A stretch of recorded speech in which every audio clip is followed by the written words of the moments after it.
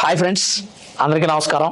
కలియుగ దైవం శ్రీ వెంకటేశ్వర స్వామి వారిని కూడా రాజకీయ పార్టీలు వారి స్వలాభం కోసం ఉపయోగించుకుంటున్నాయి. వెంకటేశ్వర స్వామి ఆలయంలోని లడ్డూ ప్రసాదంలో నెయ్యి కల్తీ జరిగింది, యానిమల్ ఫ్యాట్ వాడబడింది అని టీడీపీ వాళ్ళు ఆరోపిస్తుంటే అసలు కల్తీయే జరగలేదు అని వైఎస్ఆర్సీపీ పార్టీ వాళ్ళు ఆరోపిస్తున్నారు. సిట్టు తేల్చినటువంటి విషయాలేంటి, టీడీపీ వాళ్ళు చెబుతున్న విషయాలేంటి, సిట్టు తేల్చిన నిజాలేంటి, వైఎస్ఆర్సీపీ పార్టీ వాళ్ళు చేస్తున్నటువంటి ప్రచారం. గతంలో యానిమల్ ఫ్యాట్ కలిసిందని ముఖ్యమంత్రి చంద్రబాబు నాయుడు గారు మాట్లాడడం జరిగింది.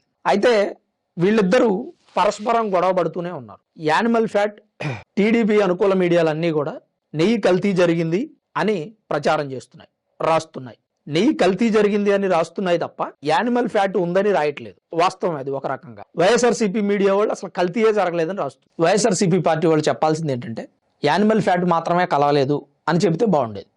ఎందుకంటే సిట్టు తేల్చినటువంటి విషయాల్లో నేషనల్ డైరీ డెవలప్మెంట్ బోర్డు ఇచ్చినటువంటి ఆ రీసెర్చ్ ఫలితాల్లో కానీ తెలిసింది ఏంటంటే తిరుమల తిరుపతి దేవస్థానంలో వాడబడినటువంటి నెయ్యిలో యానిమల్ ఫ్యాట్ కలవలేదు, కానీ కల్తీ జరిగింది.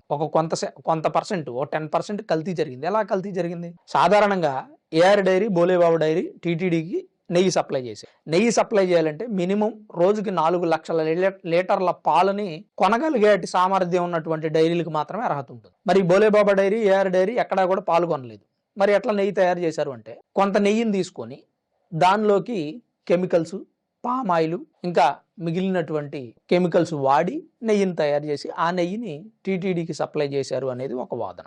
సో ఇది జరిగింది, యానిమల్ ఫ్యాట్ కలవలేదు, దానికి సంతోషించండి. ఎందుకంటే ఇది ఆంధ్రప్రదేశ్ స్టేట్కి సంబంధించినటువంటి వివాదం కాదు. ఇది దేశం మొత్తం, ప్రపంచం మొత్తంలో ఉన్నటువంటి హిందువుల సమస్య, హిందువుల మనోభావాలకు సంబంధించినటువంటి విషయం ఇది. టీడీపీ వాళ్ళైనా యానిమల్ ఫ్యాట్ కలిసిందని మేము ఊహించాం, జరిగినటువంటి పరిణామాలని దృష్టిలో పెట్టుకొని మేము అలా మాట్లాడాం. యానిమల్ ఫ్యాట్ కలవలేదు కాబట్టి సంతోషం, హిందువుల మనోభావాలు కొంతవరకు స్థిరంగా ఉన్నాయని వాళ్ళు చెప్పొచ్చు. అయితే ఇక్కడ కల్తీ జరిగింది అని చెప్తున్నారు కదా నెయ్యి. ఆ కల్తీ దేని గురించి జరిగింది, ఎలా చేశారు అనే దాని మీద ఎంక్వైరీ చేస్తే బాగుంటుంది. వైఎస్ఆర్సీపీ పార్టీ వాళ్ళు కూడా హిందువుల మనోభావాలతో ముడిపడి ఉన్నటువంటి అంశం కాబట్టి యానిమల్ ఫ్యాట్ కలిసిందని మీరు ఆరోపించారు కదా, యానిమల్ ఫ్యాట్ లేదని చెప్తున్నారు కదా, ఇప్పుడు కల్తీ చేశారని చెప్తున్నారు కదా, అది ఎలా? కెమికల్స్, పామ్ ఆయిల్ వీటి ద్వారా జరిగిందని చెప్తున్నారు. అది కూడా వెజిటేబుల్స్ ఆయిల్ ద్వారా కలిసిందని చెప్తున్నారు కదా, దాని గురించి కూడా ఎంక్వైరీ చేసుకోండి అని వైఎస్ఆర్సీపీ పార్టీ వాళ్ళు మాట్లాడొచ్చు. కానీ వీరిరువురు కూడా హిందువుల మనోభావాలను గౌరవిస్తూ మాట్లాడినటువంటి అంశం ఒక్కటి కూడా లేదు. ఇంత జరిగింది, హిందువుల మనోభావాలు దెబ్బతిన్నాయి, హిందువులు రకరకాలుగా ఇబ్బంది పడుతూ ఉన్నారు. ఆఖరికి స్వామివారి ప్రసాదంలో కూడా ఈ కల్తీ నెయ్యి కలిపారా?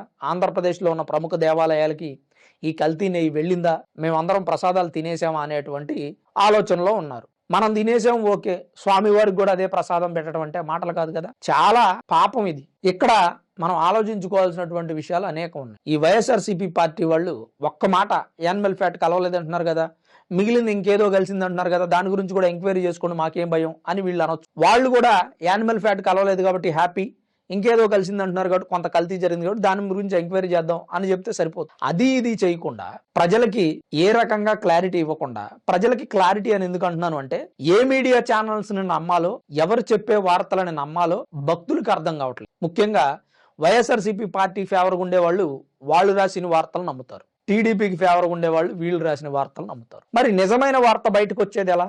అసలు ఏం జరిగింది అనేది తెలిసేది ఎలా? సుప్రీంకోర్టు ఏం చెప్పింది? యానిమల్ ఫ్యాట్ కలవలేదని చెప్తున్నారు కదా, సిట్ ఇచ్చినటువంటి నివేదికలో యానిమల్ ఫ్యాట్ లేదు కదా, హ్యాపీ. ఎన్డీడీబీ కూడా ఇచ్చేసింది, నేషనల్ డైరీ డెవలప్మెంట్ బోర్డు కూడా ఇచ్చేసింది యానిమల్ ఫ్యాట్ కలవలేదని. మరి ఇంకా పంచాయతీ ఏముంది? నెయ్యి కల్తీ జరిగింది, ఆ నెయ్యి కల్తీ మీద విచారణ చేయండి. ఇప్పుడు అదే జరుగుతుంది. ఈ విషయాన్ని చెప్పకుండా భక్తుల్ని, దేశవ్యాప్తంగా ఉన్నటువంటి హిందువులందరినీ కూడా మభ్యపెట్టి మనోవేదనకు గురి చేసేటువంటి ప్రయత్నం. వీళ్ళేమో అసలు కల్తీయే జరగలేదురా అని చెప్పి వైఎస్ఆర్సీపీ పార్టీ వాళ్ళు అంటారు, వీళ్ళేమో యానిమల్ ఫ్యాట్ ఉంది కదా, కల్తీ జరుగుతుంది కదా అని వీళ్ళు అంటారు. వచ్చిన క్లారిటీ, టీడీపీ వాళ్ళు వేసినటువంటి ఆరోపణలు, అబండాలు ఏంటంటే కల్తీ జరిగింది, యానిమల్ ఫ్యాట్ కలిసి. ఇప్పుడు యానిమల్ ఫ్యాట్ కలవలేదనేటువంటి క్లారిటీ వచ్చేసింది. ఇక తెలియాల్సింది ఏంటిది? ఆ కల్తీ ఎలా జరిగింది? అసలు పాలు సేకరించినటువంటి డైరీలు తిరుమల తిరుపతి దేవస్థానానికి నెయ్యిని ఎలా సప్లై చేయగలిగాయి? అది కూడా 318 రూపాయలకి. ఇవాళ మార్కెట్లో 7 నుంచి 800 ఉన్నటువంటి నెయ్యి 318 రూపాయలకి ఎలా సప్లై చేశారు? ఈ 2 పాయింట్ల మీద ఎంక్వైరీ జరిగితే సరిపోతుంది. అది వదిలేసి వైఎస్ఆర్సీపీ పార్టీ వాళ్ళు, టీడీపీ వాళ్ళు సోషల్ మీడియాలో కొట్టుకోవడం మొదలుపెట్టి ఈ 2 పార్టీలకు కూడా హిందువుల మనోభావాలు అవసరం లేదేమో అని అనిపిస్తుంది నాకు. ఈ పరిస్థితి చూస్తుంది. సో ఇక్కడ మారాల్సింది ఎవరు అంటే తప్పుడు ప్రచారాన్ని చేస్తున్నటువంటి వ్యక్తులు మారాలి. ఇప్పుడు నెక్స్ట్ సిట్ చేయబోయేటువంటి విచారణ ఈ డైరీలు నెయ్యిని ఎలా సప్లై చేశాయి, అసలు ఈ డైరీలు ఎలా మొదలయ్యాయి, ఎవరు స్థాపించారు, ఇలాంటి విషయాల మీద చేస్తే బాగుంటుందనేది నా అభిప్రాయం. మరి అసలు మీరేమనుకుంటున్నారు?